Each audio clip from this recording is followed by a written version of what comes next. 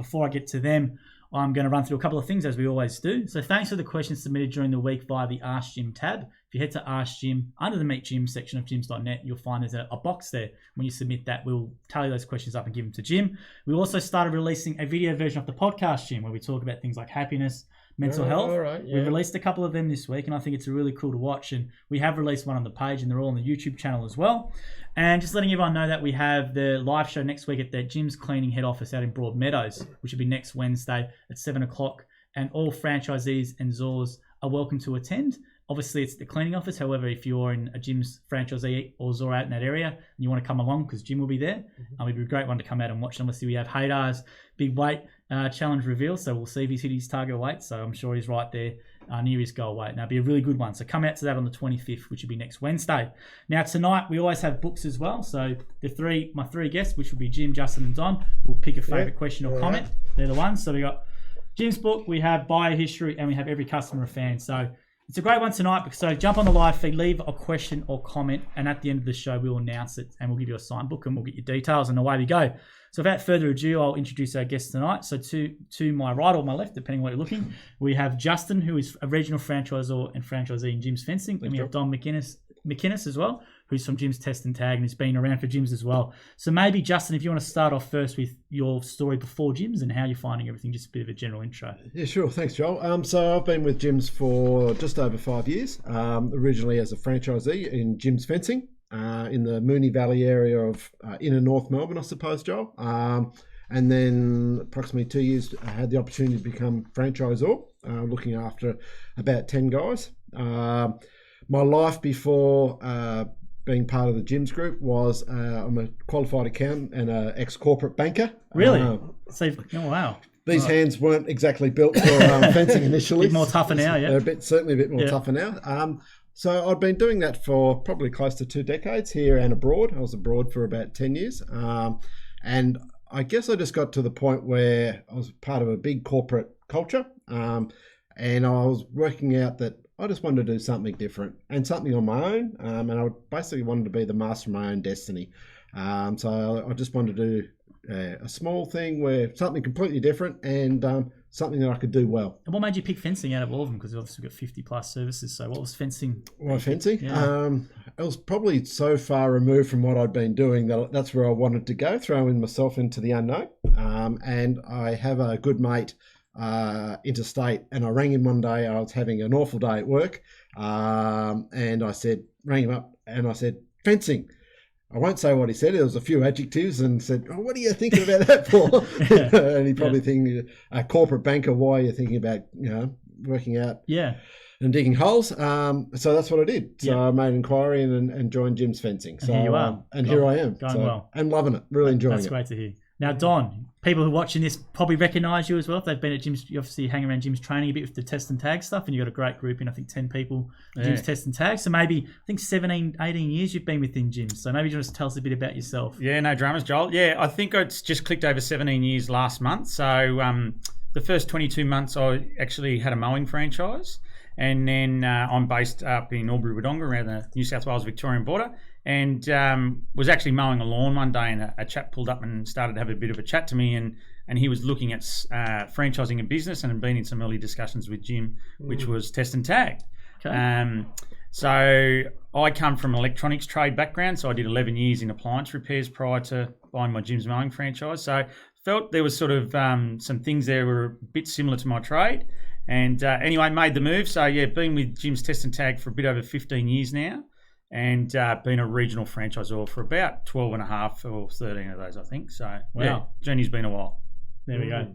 That's great. How are you finding it all overall? Because obviously you guys, I want to have you on to talk about the trainings. We always mention about fencing and test and tag. So probably we'll just run back to you, Justin, before we get into everything. Yeah, sure. How did you find the training itself? Because you've gone from completely unrelated change. I'm going to do completely something different. The nerves around doing that, like the training that went involved. Can you maybe tell us a bit about that? If you want to have a bit of a laugh, Joel. So I was absolutely no good with tools and all that sort of stuff. So and I think I actually, on my trial day, I went to cut some timber with an angle grinder. Right. Right. Geez, that's generally a red flag on the trial day, maybe angle grinder cut timber, yes. Exactly. So, and the guys I was with had a bit of a laugh about that. Yeah. And then still something I wanted to pursue. Fortunately, Jim's Fencing give you 8 weeks training. And, from someone who was from I had skills with a keyboard, not necessarily with tools. After that 8 weeks, I had basically the basics down pat, enough to get going, and then over time you get into more niche type things and more tools and that type of thing. So certainly the 8 weeks training was invaluable for someone like me. For someone who maybe like a chippy or something like that, who knows their tools, probably slightly less important, but certainly to learn about fencing, learn about tools and that sort of thing, it was absolutely invaluable. Training is very good in fencing, actually, because it's 8 weeks from somebody who knows nothing, and we get very few complaints about fences being poorly done. Actually, we tried getting other divisions, like people like Handyman doing fences, and that was terrible. We had to cut it out. But the fences, very rarely do we have any issues at all. Yep. What about you, Don? Because you take some sessions in the training itself, and that'd be a great one to tell people. Because obviously, the thing that we see online is everyone thinks, just slap a gym on something, and then someone's qualified for something. Yeah. But let's talk about with Test and Tag what the training involves and what you do. Yeah, the training's pretty comprehensive. It encompasses 12 days down here at Gyms National. It has evolved dramatically over the journey. I guess I came in right at the start. Our training back then was pretty much a day on the road with the guy, and then off you went. I didn't find that too bad because, as I said, I'd come from a bit of an electrical background, so I was relatively comfortable. But yeah, look, the guys today, they walk out of that 12 days of training, and I was having a bit of a chat with some of them today. Guys are always a little bit nervous. We're coming to the end of our training program, so they're about to hit the road, so they start to get a little bit hesitant. And you just have to sort of remind them, they walked into that technical part of our training only 7 days ago. And the knowledge they've built up in 7 days, that they didn't have last week is phenomenal. So you start to sort of do that, and it reassures them, and they do leave relatively confident in what they're doing. By no means do we tell them that they're experts, but they have a really good grounding, and then obviously they have the support of the group once they're out there on the road. So if they've got to make 10 phone calls a day just to confirm that they're on the right track and they're doing the right thing, that's what it's all about. Once again, Test and Tag training I can assess for that, because I deal with complaints all the time, and Test and Tag, very, very, very few complaints. Also very famous for having the lowest attrition rate of any gym's division. People are remarkably long-lived with, so it's obviously something that... Yeah, I'd agree with that, Jim. Like, out of our guys, we're sort of looking after 17 franchisees. The majority of those guys would be well over the 5-year mark in their business. We've got a few that are over the 10-year mark, and then we've got chaps like Daniel in Canberra who are the same as me. They're over 15 years in the business. So, our retention rate is really good. It's it's a great little business. It doesn't have massive overhead, so the return on investment stacks up pretty well.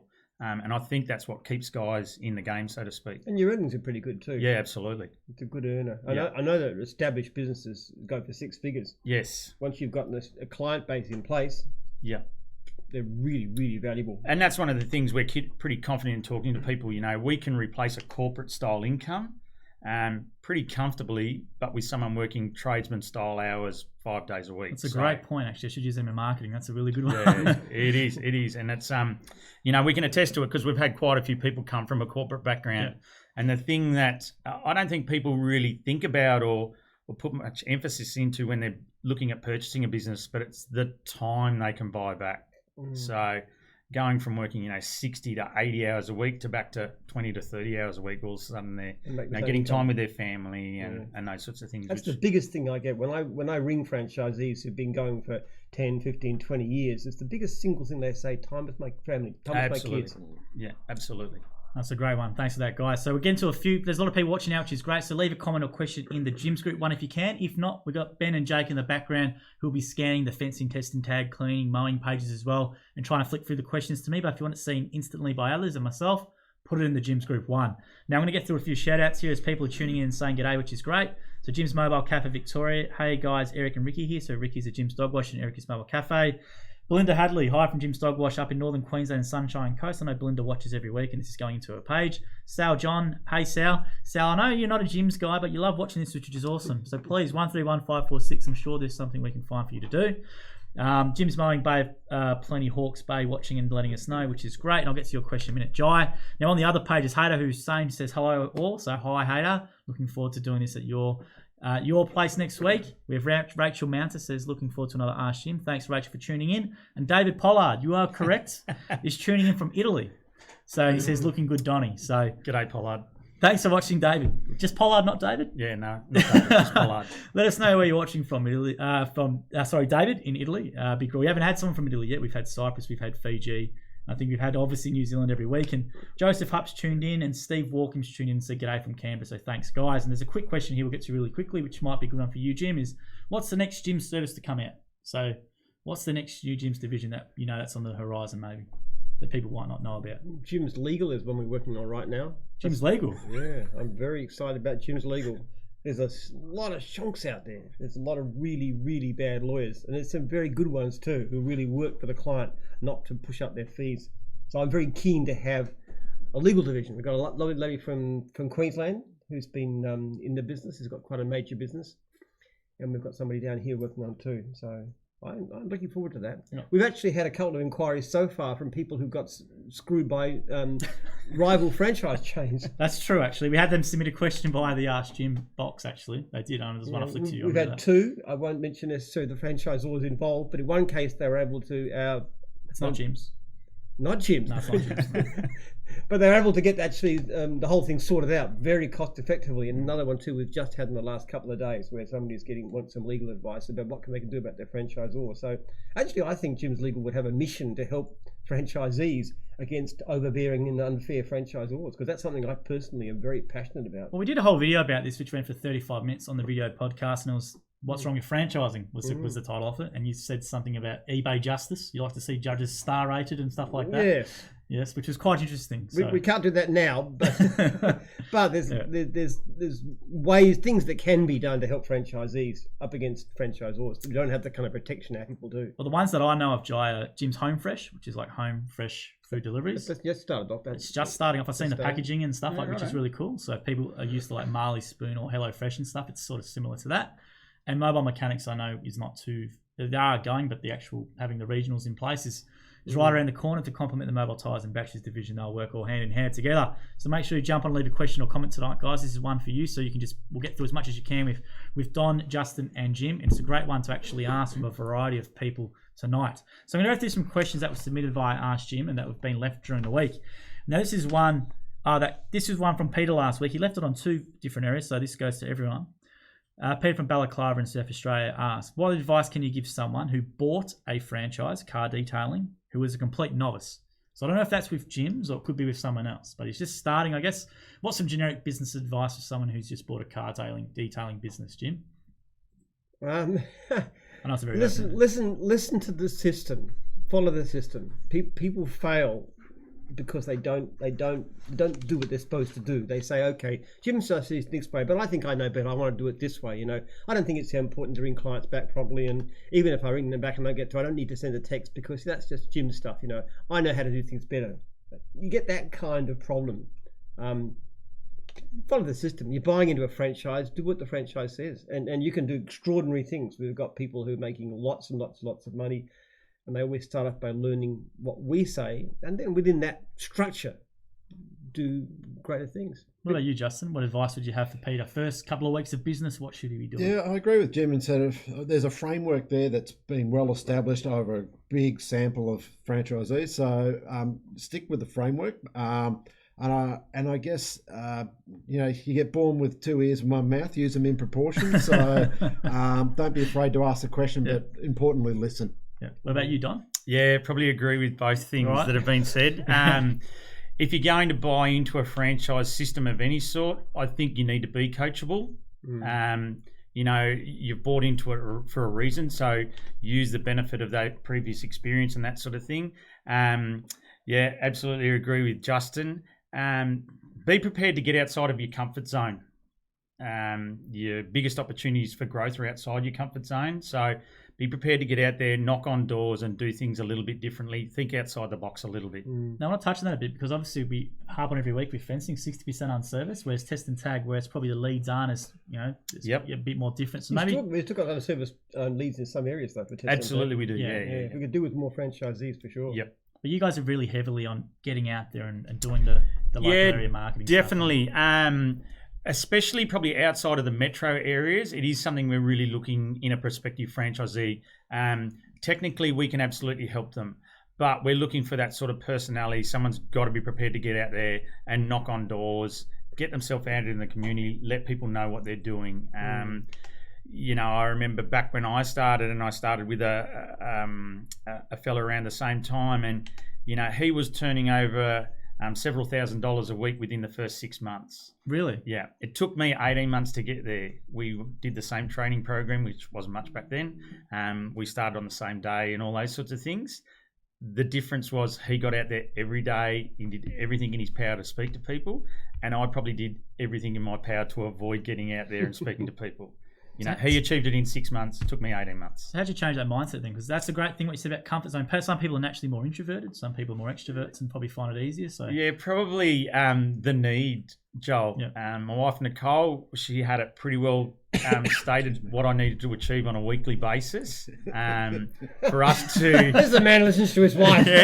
To maintain, the lifestyle that we'd had. So for me, it was very clear cut. I sort of had a figure that I had to achieve. Right. And I made sure I did that. But as far as that extra growth, I didn't do it. But I guess that's one of the things or the beauties of this business and this group.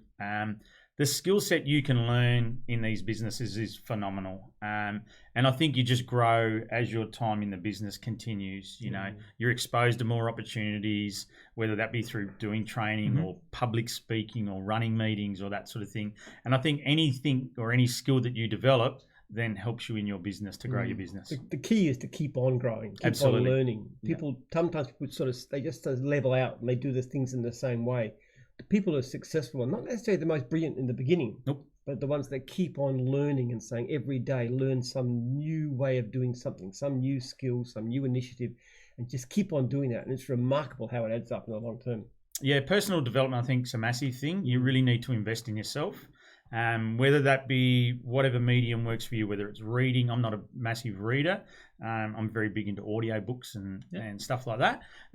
But I think, personal development, if you want to succeed in business, is a pretty big thing as well. Audio books are fantastic. Yeah, I love them. Love going around just listening to this thing. Yeah. I've got this little Apple iPods, which are fantastic. You just listen to it. You can tap and take phone calls in the road. You love your little AirPods. You have them all in all the time. Love them. Your actual wife has jumped on here, Nicole, and said, you did listen. Yeah, there you go. So there you go. Nicole has actually jumped in. So hello to Nicole and thanks for tuning in. So what about, I'll throw it to then you, Justin. Obviously coming from a background as a corporate office environment, then when you have to get out in the field, you're dealing with clients and quoting. Were you comfortable initially doing that, or would you say a bit more reserved? No, I guess, I had a variety of roles in my corporate work. Some of them fairly challenging roles where challenging discussions and challenging negotiation.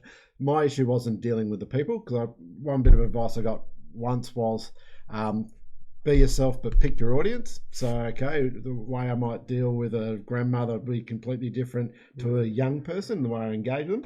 I guess my learnings was just build up my confidence in what I was actually building and presenting as a solution that the client was after. Okay. More the technical side, give them a background. So talk about something you did franchisor. How'd you go in the last franchisor survey? Platinum, I think.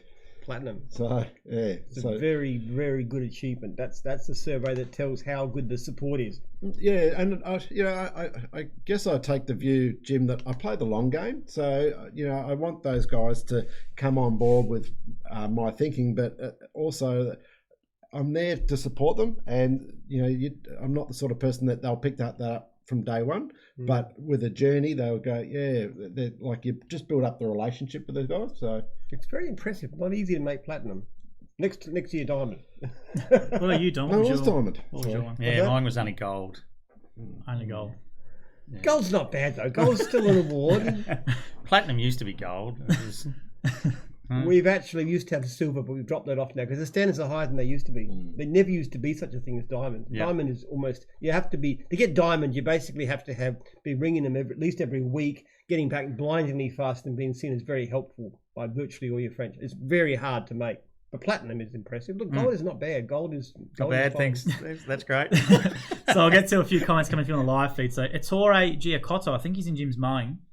He says it's been an amazing 20 years journey with Jim's Mowing, which is great to have you around for 20 years, which is awesome. I think I rang Ettore the other day. You would have, because he would have been on your list. Yeah. Yes. I had a chat with Ettore. I think it's your first time watching or leaving a comment, Ettore, so appreciate it. Yeah. Then James Mitchell goes, Jim's cob loaf delivery can become part of Jim's fresh food delivery.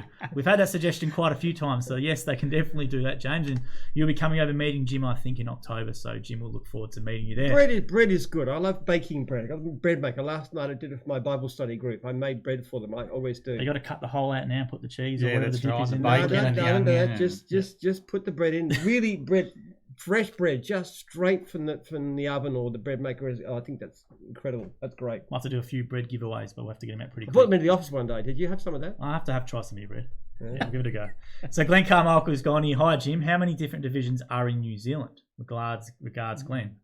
How many different divisions? I don't know. I know the number. Mowing, cleaning, dog wash, test and tag, trees, I think. What else have we got? There's a total of 9 there. 9. Wow. That's not a lot, actually, when you consider we've got over 50. That's true. We've got some great opportunities in New Zealand. There's- We'd really love to see more divisions going there. They're working in Australia. Test and tag's done really well in New Zealand. It's So Glenn, so Jim's Mowing Blade of Plenty Hawks is over there. He's gone 8, but I think there's Jim's window and pressure cleaning's just started. So that's the 9th. yeah. So that one's just literally started, I think, last month. So to have a regional there now. So that'd be the window and pressure cleaning one. Would be the extra one. He's gone mowing, cleaning, test and tag, handyman, dog wash, building inspections, car detailing, trees, and now window and pressure cleaning as well from Jim's Cleaning. So it's a total of 9. Yeah, good. So we do. It's the brand seems to translate well in NZ. So we definitely there's a lot of opportunity from people within the group if they want to take something on. I guess over to NZ. Well, we're known over there from the mowing, so Yes. that creates a good basis. Even though less than half of Jim's is mowing these days, because the other divisions have grown so much, it's just helpful because you're going with fencing and test and tag. People haven't necessarily heard of either of them, but when they see the brand, they say, "Oh, I like Jim's Mowing. Yeah, a big company, reputable. Yeah, use them." That shifts over. So Sal John's gone here. I'm a registered. So this is Sal watches every week. I'm registered. He's actually on Jim's Plus as a plumbing contractor. So I think you are a plumber, Sal. I do remember now. So it's good to see you on Jim's Plus and hopefully and taking some work. Okay, go to another question here. It's a great one, guys. To leave a comment or question for Jim, Justin, and Don. Anything at all, leave it in the comments box in the Jim's group page. All the other ones, we've got Ben and Jake trying to scan the 40 pages, which this is going into. So welcome from those other pages if you're watching as well. So this is a question we got via, I think last week via Ask Jim question box, which was, Jim, you have been referred to as the new Dick Smith. What are your thoughts? I wish I had Dick Smith's flair for publicity. Right. You know the one about the jumbo under Sydney Harbour Bridge? He was amazing. Actually, he had this. I think I'm pretty sure that was Dick Smith. He's selling, going to put a jumbo under Sydney Harbour Bridge at this particular time, and everybody was watching there because I think it's going to fly a jumbo jet under the bridge. And what it was an elephant on a raft.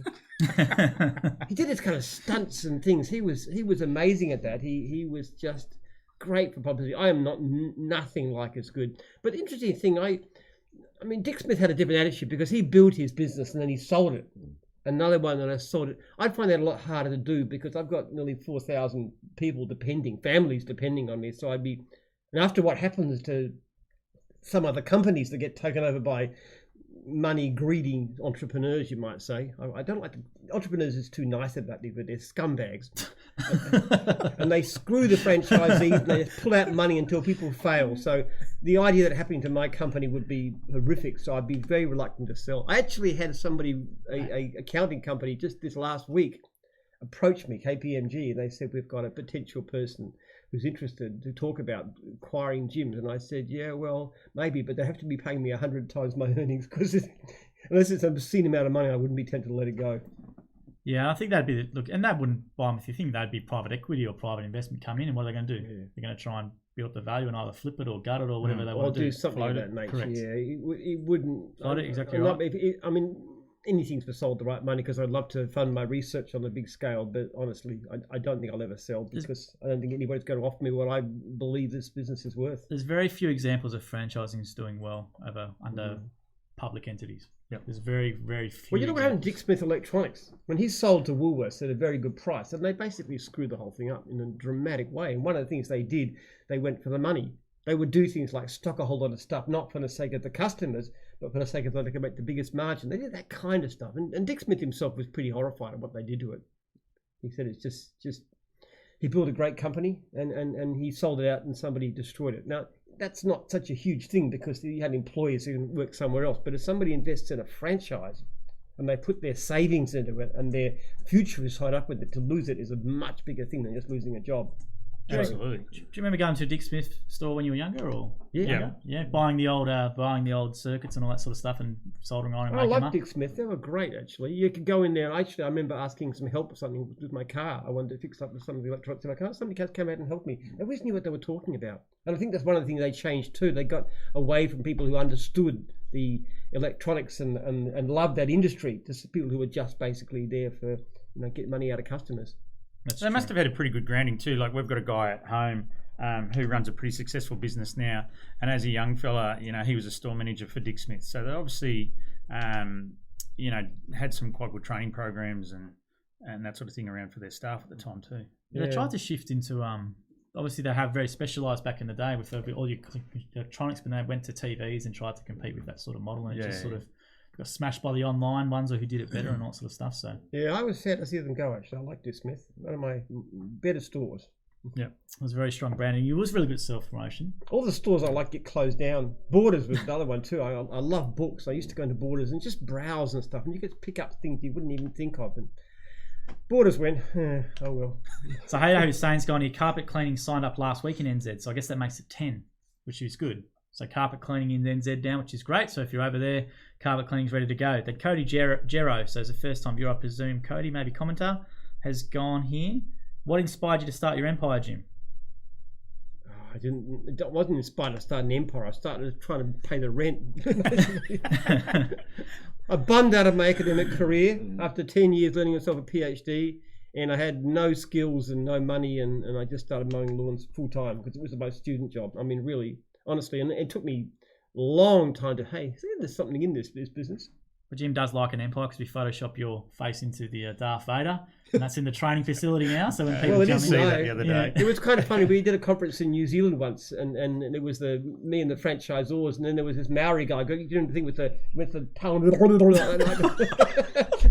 So you've been doing the haka and all that sort of stuff. It was the Jim's tribe versus the Maori tribe. That was really fun. So he felt that sense of tribal. I always feel Jim's tribal, or like a family, or like something like that. That's my feeling about it. Well, we've started putting up signs in the lecture theatre. So if anyone comes to the training from next week, we obviously got new seats going in. Yeah. So people are pretty excited. We put up the empty thing and they were saying, thank God the seats been made, So we've got new good blue seats going in, very comfy. And we obviously have signs up for anyone who's got 50 franchisees or more as a division gets one. Then it's 100 or more gets two. Yeah. So it's all in there now. So I was talking to Lloyd from bookkeeping, and I said, you've got 42. Once you hit 50, you'll put your sign up. He's like, yes, I'm going to aim for that one. There we go. So that's how you get it up if you're watching from a division with less than both 50. these divisions have got two because they're both 100 both plus. more than 100. Got a great question here for Don, and I presume Justin can chime in with this one as well, which is Jim's Mowing Bay of Plenty Hawks has gone. Don, what is the most shocking item you've discovered on the job that was still being used? Probably from memory, an RCD box. So it's a safety device, and it's a 4-outlet device that is generally used on construction sites. It was completely smashed, so you could see all the internals, and the actual supply lead going to the box itself was melted to the point that the live active conductors were showing. Really? And it was on a wet day that it was found on this site. So what'd you do? It wasn't me personally that found it. It was one of the guys brought it into the training room. It was removed from site, and they were supplied a new one. But it has been quite interesting, like coming from that electrical background. It is absolutely amazing what people will continue to use. And some of the good ones come out of environments that you wouldn't think of. For example, offices. So, a lead might be run around behind filing cabinets or something, and that filing cabinet gets moved, and all of a sudden you've now got a metal filing cabinet cutting an extension lead, which again could liven the whole scenario up. So it is quite amazing the stuff you see out there. And as I said before, we've got a great demonstration of the value of your We division. use it all the time. Big concrete apron behind the test and basketball tag court. room where there used to be a building. Yeah. And it was the cord on monitor. Yeah. And the guy checked everything else except 2 computers which were being used by the staff that night, and one of them just ran short and the whole place went up in flames. And I was next door. I came across there and it was really spectacular. I am You sorry, could Jim, not but have you've had- got no idea how much we love that story. We use it all the Endorsement time. for it, isn't it? Yeah, we did a video on Facebook. We put it up and might boost a bit. Yeah. Yeah. But we didn't have done video actually. In those days, we didn't really have. No. That would have been spectacular. I reckon from memory, the story that went with that, the poor franchisee who was doing the tagging that time, I reckon he headed for the hills for about a Oh, week he would have before been they could gone. find He him. was completely freaking out. He was. Yeah. That was gold. That it was one of the ones he'd done, but it was one of the 2 stations Yeah, that he hadn't dealt with. Yeah. Yeah. Such a coincidence. That Yeah, one, but it's a that's- great story, that one. It's a great endorsement to get test and tag. Absolutely, it is. Yeah. What about you, Justin? Any interesting jobs that you've come across in your time? Any I can't interesting compare to memorable that, jobs? but like even a little job I did today. I live in an area where there's a lot of older Greek and Italian people, and they tend to like their DIY type stuff. So a fence I did today, like you take the cladding off, and there's another layer, and you take that off, and then there's another layer. So there was 3 layers of fence at a job I did today, just because people have over many years just. There's a hole, we'll put another fence in front of it. So there you go. So we've got another great question here from the live feed from Aaron Collinson, who's gone, "Hi Jim, is attending all divisional conferences something that you have the capacity to do?" ? I hate flying. So as long as they have them at Murabak, I'm happy to go to anything. But you will Skype in if they can set it I'll up. always Skype in. I'll Skype in, not just a divisional conference, any meeting. I'm putting out a notice to franchisees actually this month in the newsletter. It's going to go out and say, look, if you want me to come to your meeting, just let me Skype in. I can't attend every meeting. You couldn't do it physically for the time. But what I find really good is to just go in and not so much give a speech, just answer questions. I went to building inspections, I went to cleaning, I went to mowing, obviously, and it was really good experience because it's not only a chance for them to actually ask me about things, but also a chance for me to learn. I got some really, really good feedback from some of those things, and we actually changed a number of stuff too. It was absolutely brilliant. So the answer is, if it's here, Aaron, no problem at all. But I think if it's in a state or somewhere else, Happy to Skype in. happy to Skype in. And I think the question and answer sessions really work well, and I want to do more of them because I really love doing them when we had the conferences out here. Yeah. And Shane Baggett's gone here. Hi, guys, from Nusa Dua in Bali. So Shane Baggett, you obviously know Shane very well. So Nusa Dua, rubbing it in. Just had to put Nusa Dua Bali. That's all right, but that's good. Thanks for watching, Shane. We appreciate you watching from over there. I love my franchisees taking a really plush holiday. It's good advertising. We've got isn't it? David in Italy. We've got Shane in Nusa Dua. So Wow, and Haydar's got his own villa in Cyprus at the seafront. So I'm proud of that. I think that when people join gyms that make a heap of money, that's great. that's definitely a good thing. I went to my sales team today and I said, I want to see all you guys in late model Mercedes because you're doing so well in this organisation. You hate spending money on cars, Jim. No, that's me. What you do with your money, you're so okay. Yeah, that's true. All right, so Liz 10 Hoopin's gone high from Jim's Dog Wash in South Australia North, and hi Liz. And Liz has got actually an MG coupe with Jim's Dog Wash all over it. I know that me and Mike took a photo on that when it was over. It's a great bit of advertising. Yeah, It's that's the awesome. one with all the paw prints. Yes, on it. Yeah, I've yes. seen that. That's So, what looks good. I've taken a photo lying on that one there. So I'm going to go through a few more questions here, which are coming through from actually during the week. And we do ask Jim anything, right? So Yeah, this anything at all. was an interesting Never one. failed to answer any question, have I? Yes. Everything He that we can read. He yes. doesn't even tell me in advance because he wants to be spontaneous. That's correct. 'Cause in the early days, you used to go, "What have we had tonight?" And I used to not like it. I like to just tell you fresh. So this is a fresh one. This is an interesting one, though. I'll have to ask. Okay. It's not bad, but it's just weird. All right. So Samid's gone. Jim, how do you know if you are in a cult when the leader is good at convincing members of their beliefs? Do you think those infamous cults before knew they were in a cult? Heaven's Gate, Children of God, Jim Jones, Shinriko, Manson.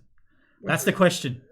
That is the question that we got through. So, Well, it's a definitional thing, isn't it? I mean, some people would say I was in the Mormon Church for some time, basically not for theological reasons, just because it was a great organisation. Some people say that's a cult. Some people say Jim's is a cult in a way. I mean, really. here we have with this charismatic leader and who has all these loony ideas about, and I am obsessional about it. But the interesting thing is that my kinds of views are fairly widely shared. It's the thing I'm very proud of, it's the fact that most of my franchisors are really genuinely care about their franchisees, and you can see that coming out in their attitudes. In fact, one of the problems is sometimes they're so concerned to keep their franchisees happy, they don't push hard enough on things like complaints to try and get them to improve. But there's an element of cult-like behaviour in what we do. We would say more like a family, though. We use the terminology family. It's a family. There we go. It's a family with strong... However, there was the Manson family, so... Very strong principles. Very strong principles. So I think cults can be negative, but sometimes elements of cult-like behaviour where you share values and share attitudes can be strength. Well, what did you think about gyms on the external? Obviously, you've been for a while, Don, so you've seen it evolve, which is great. But with you, Justin, obviously coming from, did you know much externally before? Like, what did you? Obviously, we use the words family and stuff in materials we push on socials and that. But do you really feel that when you're in it? I certainly like to give an example. I was talking to one of my guys tonight, coming out here, and he had a newborn 3 weeks ago. And it was like we spoke a couple of work things. Was this Will or was this someone else? No, someone else down in Rosebud. Down in Rosebud, right. Congratulations, Dan. CJ, so ripping lad and lovely better half. So how's El? How's he getting any sleep? He said, I don't know if I should say this. I've just bought a 6-pack of beer on the bottle shop on the way home. So yeah, but there was genuine interest about how his family was travelling. So. I tell you what I'd love to know sometime, if it was possible, how many actual kids have been born because of gyms? Because what actually happened... I don't know how to answer that. It was funny, in the very early days of the franchise, there was all babies all over the place. All my staff my wife was having babies, the staff were having babies, franchisees were having babies. And what happened, we had a lady in the office, a lady called Karen Gilliard, who was one of my first employees. And her husband, because of what she saw, her husband, Andrew, bought a franchise and he started making so much money, he said, okay, you can quit the job and come and have kids. So I know it does happen.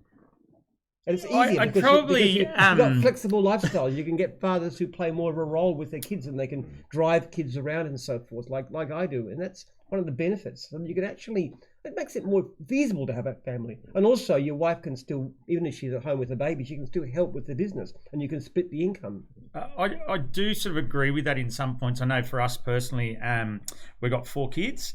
And, in our journey of sort of 15 years in the business, we did sort of 5 years on the tools. And then I had 5 years off the tools as a full-time franchisor. And then I've sort of been back on the tools for 5 years. But in that period where I was off the tools, that was when Nicole and I had our 2 daughters. So we've got 4 kids.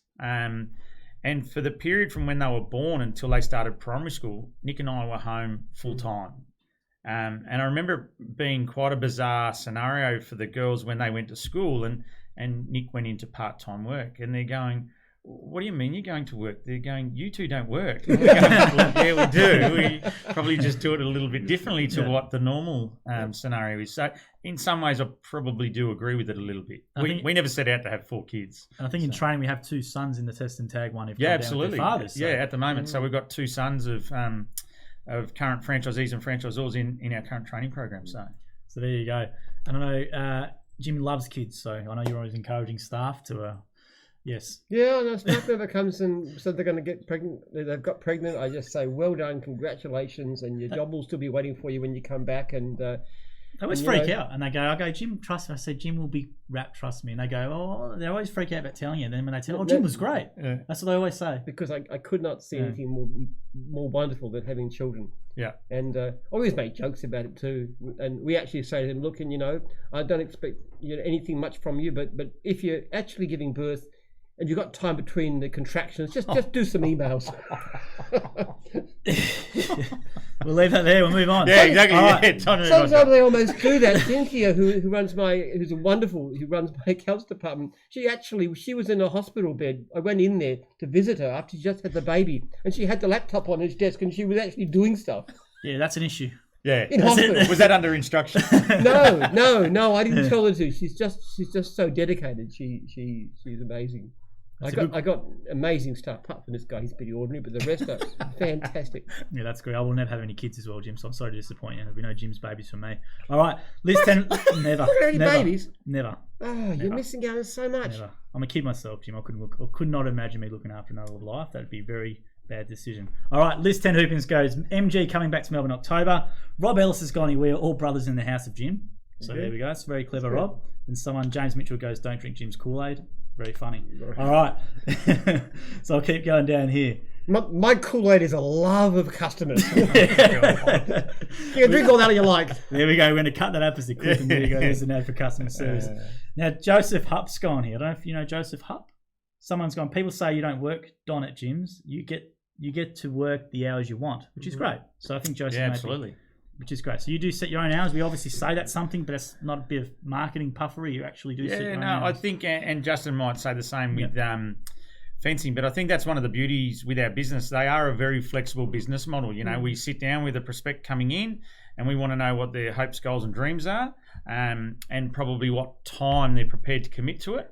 And as long as the two sort of marry up, then it can do what you want, whether that be a turnover of 70 grand a year, but you want to be able to drop your kids off and pick them up from school, or whether you want to earn, well in excess of that, but you're prepared to put the hours in. So I think that's one of the beauties of it. We're not a shop front. You don't have to be there from 7 in the morning till 5 o'clock at night, 5 days a week. You sort of pick your hours and work around your family. People are often surprised that I don't mind. They often apologise for me. He doesn't any time, up to 10 o'clock at night, weekends, fine, any time at all. And they think that I'm sort of a workaholic, but it's actually not true, because I would like today I drove my kids to school. I went to pick up my daughter in the middle of the day, and I went to take her to piano and pick up the kids from school. And then I went to pick her up, so it was 4 different journeys. Yeah. But in that time, I was on the phone, and when she wasn't in the car, and I'll be probably doing things at 10 o'clock tonight. What about you, Justin? What's your sort of typical day in terms of hours? I really, really appreciate probably the flexibility with it. I suppose if I'm on the tools with fencing, it's not generally there most of the day, just because you've got all your tools out. They're not little jobs. There might be something that might be a day or 3 or 4 days. But I've got a 7-year-old and a 4-year-old and a wife who works corporate hours.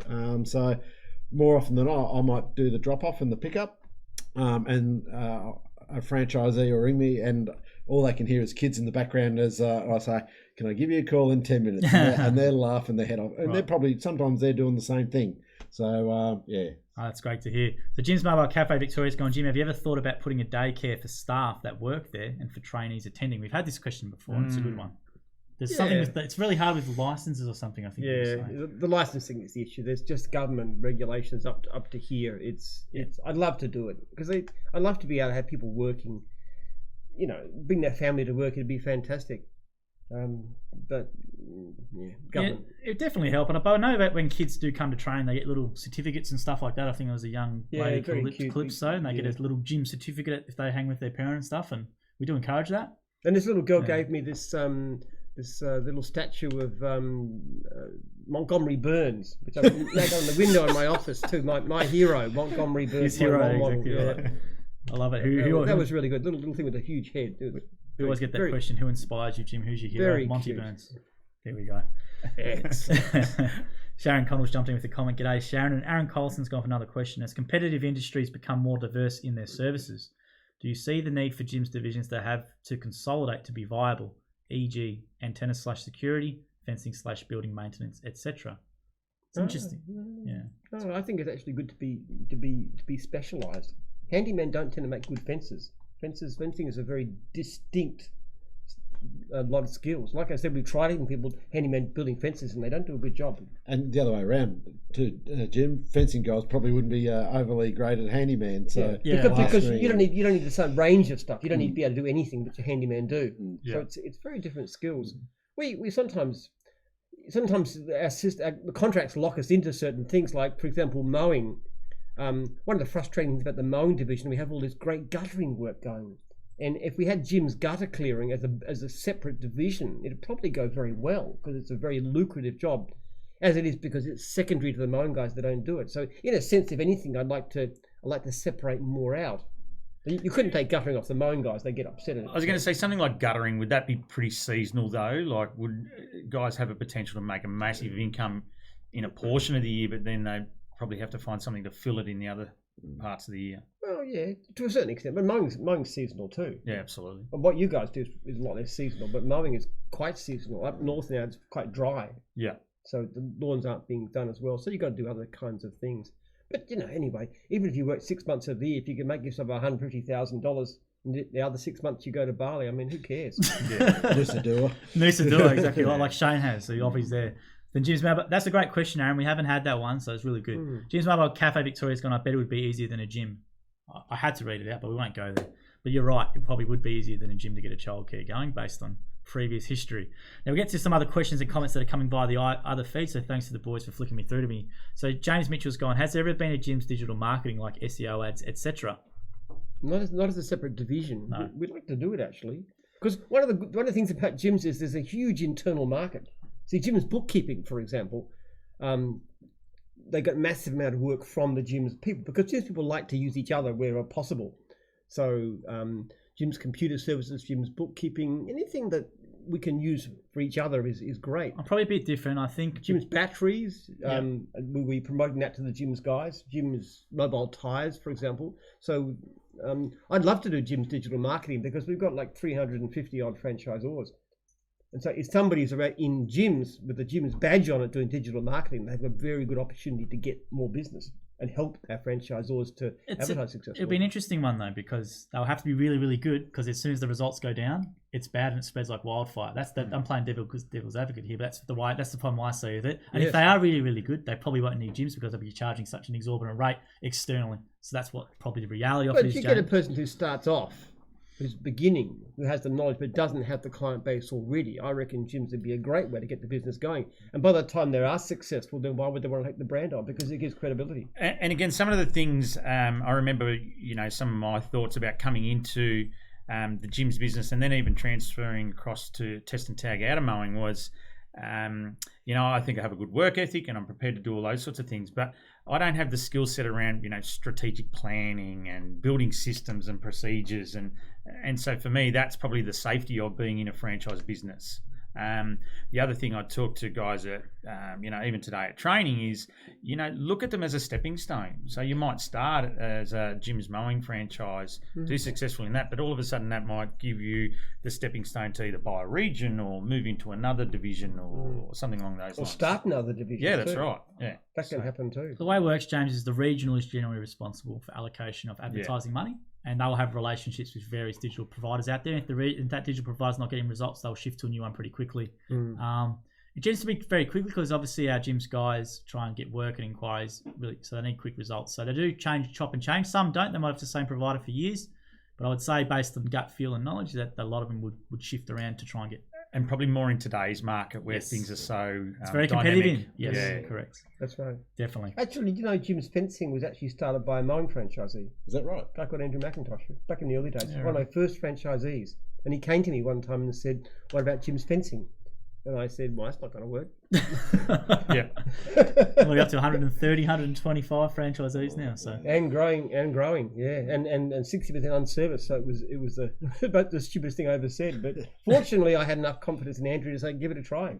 And service offerings are exactly the same. Like the Jim's Fire Safety brand literally came from franchisees saying there's a market out there for this. Yeah, because you're getting asked for it all the time, right? That's the customer feedback. And they could see the potential in it. So, that was definitely driven by the franchisees. That's great to hear, because I know you use an example of McDonald's, which is the cafe all the time, right? And they franchisees, and then they changed it, and obviously Test and Tag, that's how it created the fire safety whole offshoot was for the feedback from customers. We need to do this. Our divisions have a lot of independence. The fire safety thing, I was discussing that at the time with them, and I was supporting them, but it was basically initiative from the division. It wasn't coming from national office at all. And that's what I mean, Jim. And that was being driven from the ground. That was franchisees saying, there's a market out here, and we think we've got the scope to be able to provide, a similar philosophy to what we do in the Test and Tag and bring it into this industry. And it certainly has been a bit of a success. Well, franchises can get very listened to because of the way our system works, because franchisors are very keen to have franchisees like them, and also because they got direct access to myself and to the divisional. So there's a lot of communication going on. So if someone's got a good idea at any level of the organisation,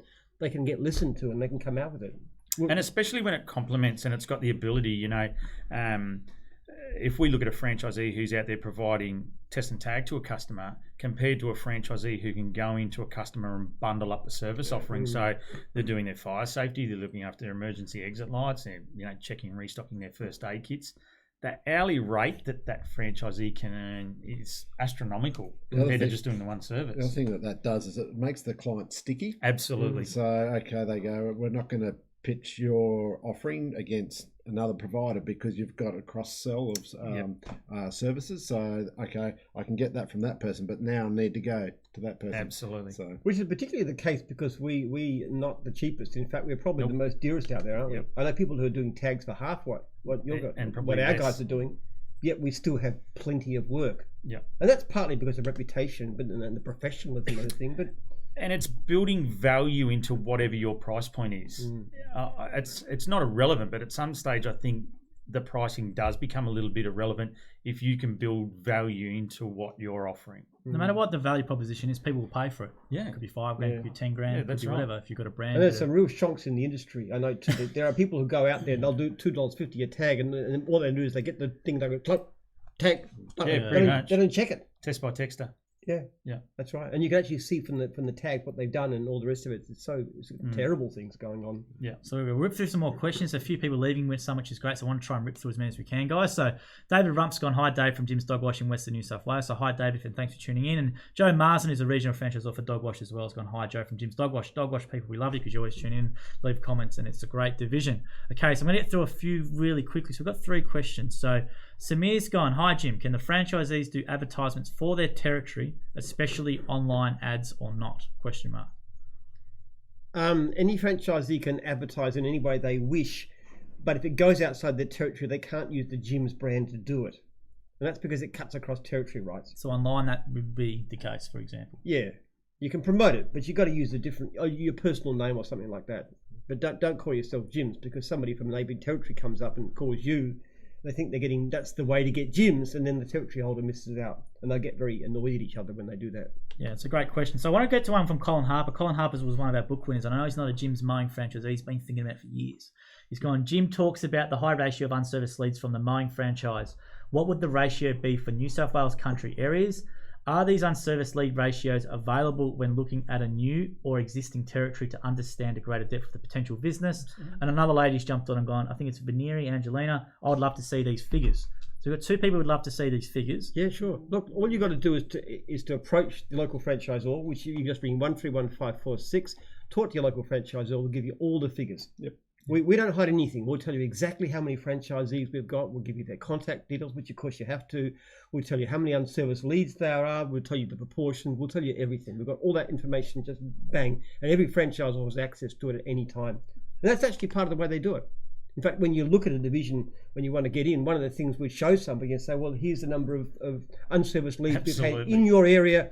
And it's a great sales pitch, isn't it? But Colin, I want Colin to be treated a little bit differently because he's been always tuning on and thinking about it for years. So Colin and then the other lady as well, email Jim@jims.net. Yeah. Tell them your area. Email me direct. Just tell me that, and I will answer your question for you. I'll tell you. I won't give you the details of who the unserviced jobs are. That's correct. Yeah. Because you can't get those details, but I'll tell you how many there are, in which suburbs, at what times of year. I can give you all the information just from my computer. And ask you other questions as well about the franchise, Colin. You've got the direct access to the CEO. I'm sure Jim's going to answer anything you put through. So Jim@jims.net, and to the other person as well. I think it's Veneri, Angelina. Same thing as well. Scott Hughes gone.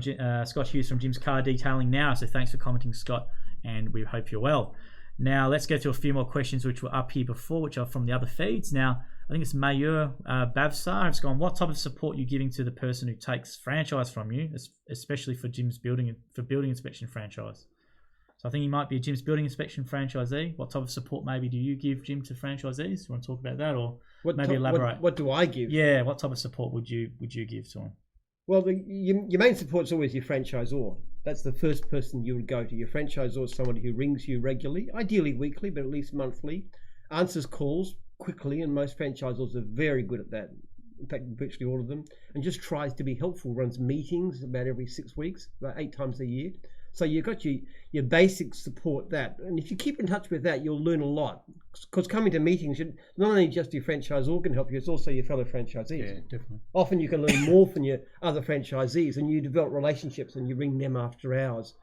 And you can contact national office myself at any time, and franchisees do. I would talk to get emails from probably at least 15 franchisees a day about something or other. Just questions or anything? Sometimes they complain about some policies, mostly about being too tough on complaints. Yeah. I'm happy to help. As I often say, if somebody wants to employ me as a business coach, I'm going to charge them $500 an hour to my franchisees. Every one of them is free. I'll let you catch your breath there for a second, Jim. Don and Justin. So did you guys, just out of interest, did you guys actually contact Jim during your life as a franchisee or did you take him up on that offer? We obviously encourage people, they're a franchisee or franchisor, to get into contact with Jim if there's a problem. But did you ever take it up on that? Or? Yeah, absolutely. I think I rang Jim probably only a fortnight ago. Oh, really? Okay. Yeah, about just a little issue I was having and just a bit of advice on how to go about dealing with it. So he was in a meeting at the time, but I reckon Jim rang me back within about probably 20 minutes. We had a bit of a chat on the phone and got a bit of direction on how to move forward. So what about you, it's something I've definitely done. Not so much as a franchisee. As a franchisor, we've got a great guy in the office that I feel that I can pick the phone up to. So, I haven't needed to go to Jim except for the odd complaint. Goes to Archie. We call him number one for a reason. So he's the right-hand man, Archie. Archie's the basically the divisional for fencing. And he works for me because fencing division is ours. Yep. He's the right-hand man to Archie. Yeah, he's great. Archie is spectacular. So it makes me laugh as well. Yeah, he's a funny guy. If you can actually come to training, you can see Archie's up there representing Jim's fencing because we didn't have any high-res photos, so we had to put Archie on there and don't raise the issue that he's got no safety glasses on. Obviously, all our guys wear safety gear and all that sort of stuff, but he had, just for modelling shots, he didn't have safety glasses on if you do come to training and see it. And Jason Pollock's tuned in and said, nice to see lots of colour on the set tonight. So that's it, Jason, and hopefully have a pool care representative on very shortly there as well. And James Hallidan's gone, stuck at work tonight, lads. Can't wait to hear tonight's episode. Sound like it will be a cracker. And Don and Justin Jim is providing some great different content, which is really great. So let's get to another question here that was left from previous. This is a generic question that I thought I would leave. I haven't read this one out yet. It's a very open-ended statement, I guess. And Paul Boylan, one of the shows, gone, is Jim's more like buying a job and not a business? No. There's a lot of misconception out there that people think... If people want to buy a job, we're not interested in that. In any sense, you're probably better off going to something like Jarny King, which is just does everything for you. They actually do all the billing and they find you the customers and you just sit and do the cleaning. That's more like that. Jim's is a business. You got to see it as a business because you're responsible for yourself. You've got to go out and quote. You got to give great customer service. You've got to be invoicing, getting money and chasing up debts and stuff. It's a lot more complicated. And there are systems around that are more like jobs, but they take a lot higher proportion. Like Mr. Antennas, I don't know whether they're still around, but they used to take half, but they set all the jobs up. That's very different. So our people actually have to do a lot more, but of course they get far more of the end money. So their fees, instead of being like 50% or whatever, or 30%, they're like typically about 8% would be fairly normal. Probably less than that for Test and Tag because you guys earn so much. Yeah, and I reckon it's a reward for effort based business. So we're no different in the Test and Tag industry. There's other franchise systems, but they are more of that buy a job type scenario. They do the booking, they do the invoicing, they collect the funds, and they pay you a portion.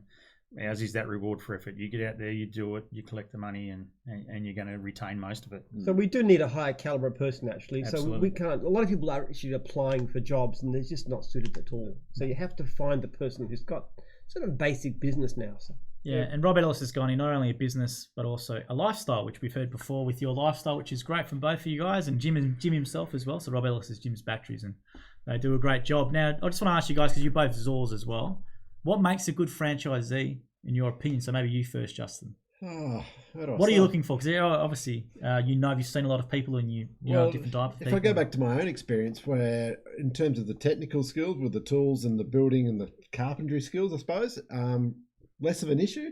Just the right character, the right makeup, and someone who's willing to learn and listen. Someone made the comment earlier on that someone might come in and go, "No, I know better."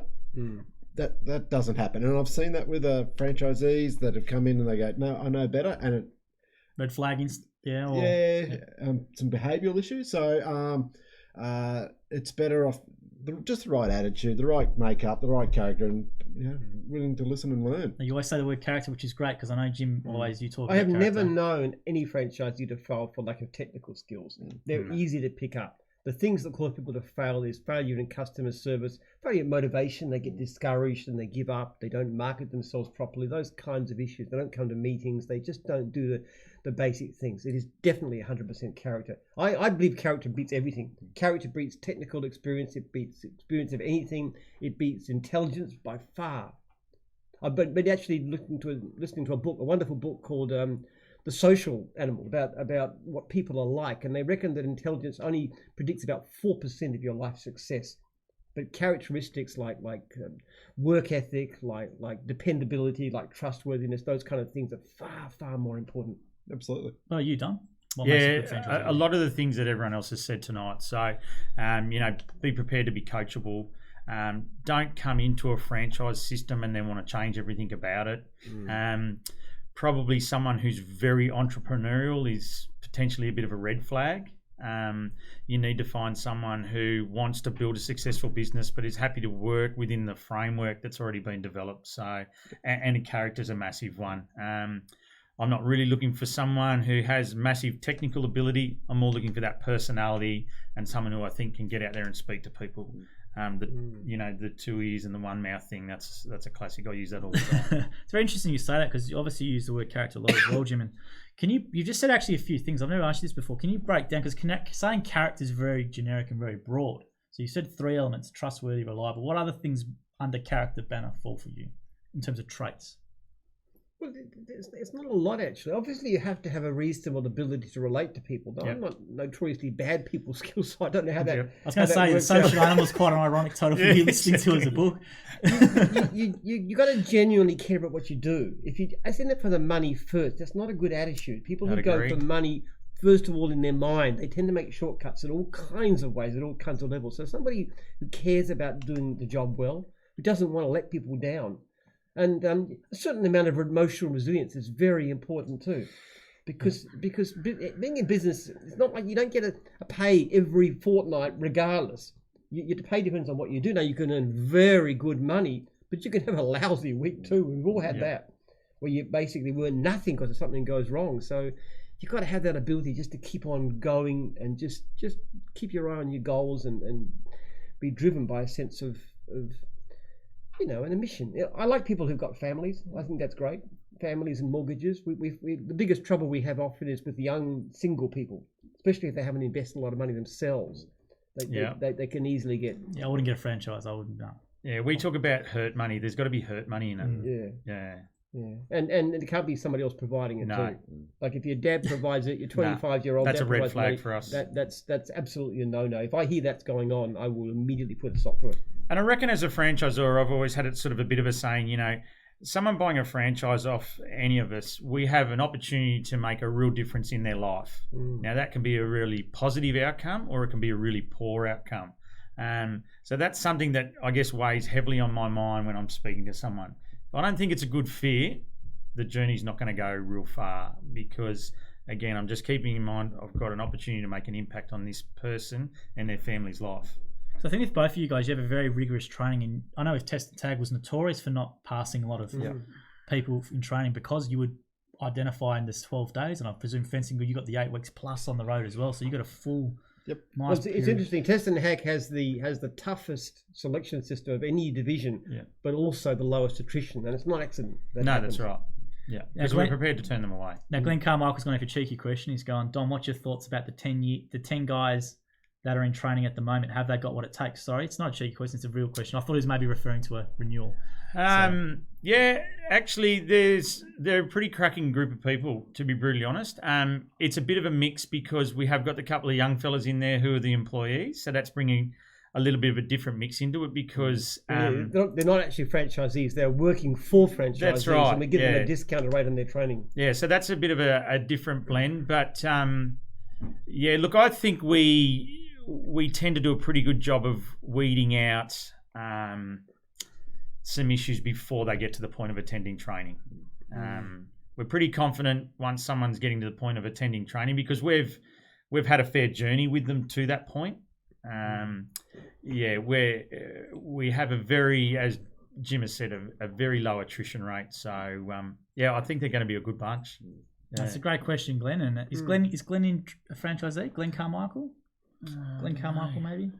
I don't know. Maybe put in there if you're a franchisee, Glenn, or if you're not thinking about it, 131546 or gyms.net. Yeah. I was going to say for you, Justin. Obviously, your training as well is very, very extensive. We do say the 8 weeks plus the 3 days here, but you obviously had on the road as well and helping with quoting and all sort of stuff. Yeah, to give you some context, so halfway through the training, that's when the guys start taking leads. So in week 5, and generally I'll encourage the guy, okay, set up 8 appointments or something for the Saturday of that end of the week 5, and I'll go out with them and I'll wear my, excuse my French, crappiest worn gym's shirt, and I pretend to be the lackey, the labourer, and because that person who's out with the client they're the person that's there. So I don't want a client to think, oh, the franchisor's there. I'm there pretending to be the labourer. I tend not to say much, and then I get in the truck with them, and we go, all right, did you see that? Did you see that? Did you see that? And then I say, all right, draft up your quotes next week, send them through to me, and I'll have a look at them. So, and that's interesting to hear. I've never ever known that. That's really cool. And that detail that you go to by actually dressing down to make sure that the customer doesn't think you're the franchisor and you're there obviously assessing and all that sort of stuff as well. Both divisions with great training programs, known for it. Very, very good outcomes too. Yes. And Glenn's from NZ, so I think you're testing tagging Glenn Z. NZ. So thanks for that. And Jason Pollock says a great idea. And that's a great idea. It's a really cool one. I never actually knew I like it. That's what you did, and that's a great one on camera now. And if you are thinking about test and tag and fencing, they go through a lot of comprehensive training. But as you said, the technical skills are not the thing. It's the intangible stuff. It's the character traits. It's the attitude, how coachable you are. Actually, they're very similar in those ways, very opposite in other ways. Yeah.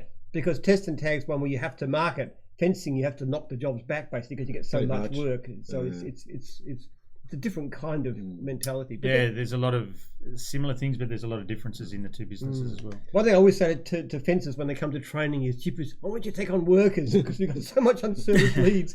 It's painful to lose so much. And it doesn't help because if they get knocked back by test and tag, so by the fencing, they're less likely to call test and tag or mowing or cleaning or anything else. It is funny. I remember in the early days of our division, we used to almost dream of having an unserviced lead problem. That's why I asked you before about the marketing, because I remember back in the day, because I've been here for 8 years, and that was what I heard a few times was about that. So, whereas when you actually get to that point, it's ultimately frustrating because you're just seeing the amount of work just going out the door. Canberra, as you know, Jim's been a massive one for us. We've got Suresh in there now who's picking up a lot of it, but it's going to be a very short period of time before he's busy. And we're going to be back in the same boat. I had an email today from a client, actually, or potential client, who really couldn't comprehend why we wouldn't take his booking. Yeah. So I just wrote back to him and I said, well, we just can't. We just don't have enough people. And he said, basically, I don't mind how long I wait. And I said, but there's no certainty we'll ever be able to get it done. Yeah. Give me a link to the inquiry. It could be weeks or months before we have somebody, and you'll have found somebody else by then. I said it's much better for us to honestly tell you we simply can't handle it and go to somebody else. He was so adamant he wanted it, which is lovely, which is great. He just wanted us, but we can't do it. Particularly like at the moment with fencing, as soon as spring hits, people go outside having barbecues. Yeah. And the husband will quite rightly get the hard time over the weekend from the better half and say, can you on Monday ring up about that? And it kicks up again once the AFL Grand Final's out of the way. So, and all my suppliers say the same thing. So spring hits and then it kicks in again, and then everyone wants their fence done before Christmas Day because the whole family coming over. So New Year's it's nuts. So. And what makes it even worse too is that a lot of the time fences don't even take a lot of work because you go and do a property. And then you've got 3 properties with a good fence on one side and a lousy fence on the other 2 sides, and you go right down the street. So you don't take any work. People don't take any work at all for ages. You shame him into it, don't you? Put a nice, beautiful fence there. Oh, I've got to do this and now, and I've got to. There we go. Pretty much. It's a great one. I know we had a guy called Paul Polsloy out in the West, and I think he's watched a few of these. In his first 2 weeks, he told us he had 40 leads. Yep. In his first 2 weeks. Yeah, you got to be careful about that because that's one of the problems they get we a have bit too. spoiled. Is that yes, yeah, I can imagine. Yeah, but also sometimes people can't cope with it. They're not used to this idea of superabundance. So they'll take so many leads, and then they'll have problems getting back to the clients, and then they get bad star ratings or complaints, and that's a really harsh thing to do. So you have to learn to put a limit on it. Okay, only 2 leads per day or whatever it is, and don't take more than you can handle. Pretty much. Now we've got a great question here from Aaron Collison, and we'll leave this and Paul's always tuned in. So Paulzoy, thanks for tuning in and let us know. It's great. I hope you're doing well. Aaron Colson's gone, Jim, you've built an iconic Australian business. I've bought into it and congratulate you on what you've accomplished. Thank you. Can you show me your best sales pitch for a potential franchisee? Looking for tips. No pressure, Jim. Potential franchisee. Actually, I don't really sell franchise. I never did. What I would, no, seriously, what I would be doing is talking to somebody about what they wanted to achieve. Yeah. And talking about the business and what it's like and how you can be successful and why franchise versus going independent and all the different pluses and minuses and take them out on the road and so forth. And what I'm really trying to find out is what's the best option for that person, whether it's a franchise or whether it's something else. Sometimes they shouldn't buy a franchise because they really need a job. They don't have the attitude to be a franchisee, and I think they're likely to fail. So in that case, I would actually tell them, look, I'm sorry, I don't think it's right for you. So it's I don't sell anything really. Honestly, I don't. I even when I'm talking to like at the expos, when I talk about the business in general and what it's like and making the best decision for yourself. I reckon that's the ethical way to do it. Definitely. And the strange thing about it is that's actually a very effective sales pitch. It really works quite well because people know that you're genuine because you're really after their interests and not just after making money, which is true. Yep. Yeah, I'd absolutely agree. It's a bit like, when you're talking to new franchisees about going out and visiting a customer, you don't actually want to put on a sales pitch. No. You want to sit there, and I often say if someone's prepared to sit down and have a chat to us for a couple of minutes around testing and tagging or fire safety, they've obviously got a need. There's something that's not working or there's something that they're not happy about. You just want to get them to talk more about that because you're not going to have to sell to them. If you can find out what their problem is and you have a solution for their problem, then you're probably going to start to build a relationship and work together. And I don't think the franchise sales is any different. No. It's a great bit of advice. What about you, Justin? I agree with both gents. I just be myself but pick my audience. So I can give you an example. I got a young guy, young family who first inquired about 18 months ago. A cracking guy, a lovely better half, but then they were keen, but they had some family issues that went against them, and I said, I'm not in any rush. When it suits you guys, pick the phone up and I'll come back and we'll have a chat. And yeah, he started probably a couple of months ago now, and he's doing really, really well. So it's what suited them basically. You've got to get the partner on board too. Yeah, that's one thing too. You can't sell a franchise to somebody whose partner is against it, No. unless they can agree too.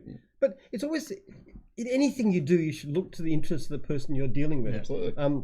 Just as a totally different example, I can remember going into a very overgrown property, and the client says, "Okay, I want you to mow the lawns and weed the garden beds." Well, I looked at what the garden beds were, and they were so badly overgrown. I said, "Do you really need a garden bed at all? What if I mowed to the edge and just brush cut it and make a nice clean look, and it'd be much, much cheaper from your point of view?"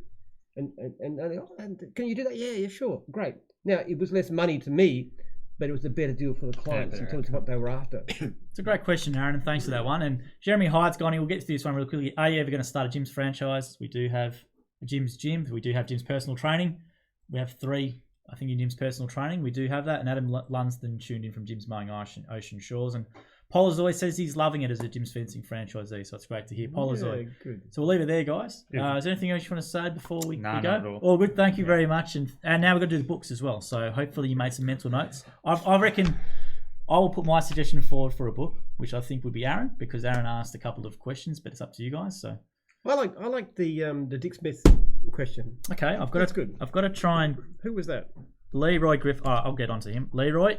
So Leroy will give this one because I don't think he's a member of Jim's. So this one maybe for Aaron, because Aaron asked great questions. We haven't had that question about inquiries, and now we've got buyer history. One for that one. The cult Cold one. one. I think that would work for Sameed, but Sameed, you didn't leave your email, so because it's submitted via the question thing, so I don't know how to get onto him. So Sameed, if you are watching, however, was there another one you guys can remember off the top of the head? No. Not really. Sameed Narul, if you're watching, email me your details or DM your details to the Facebook page, and we'll give you that one for that cult question, which is good. It sparked some quite funny comments about don't drink Jim's Kool-Aid and all that sort of stuff, and some nice comments there. So yeah, we'll leave it there.